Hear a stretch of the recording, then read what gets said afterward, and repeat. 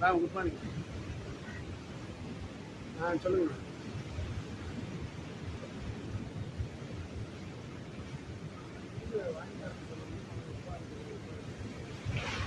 இதுதான் தாழம்பூவோட பூ. தாழம்பூ பூத்து பழுத்து இருக்கு. இங்க பார்த்தீங்கன்னா அதோட சீடு எல்லாம் இருக்குங்க. இதுதான் தாழம்பூவோட சீடு. I think so. தெரியுதுங்களா?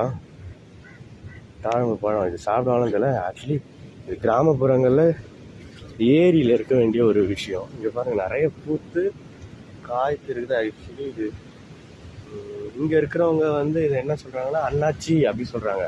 நம்ம ஊரில் யூஸ் பண்ணுற அண்ணாச்சி பழம் போல் இது ஒன்று அப்படின்னு சொல்கிறாங்க. இங்கே பாருங்க பழுத்து கீழே கொட்டி கிடக்குது நிறைய.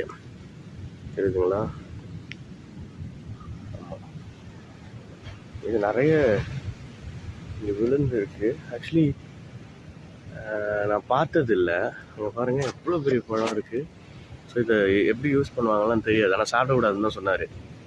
போட்டிங்கில் போகும்போது அந்த சேட்டா அங்கிள் இதை சாப்பிடக்கூடாது, ஆனால் இது அண்ணாச்சி மாதிரி அப்படின்னு சொன்னார். இதை பார்த்து சைடணும்.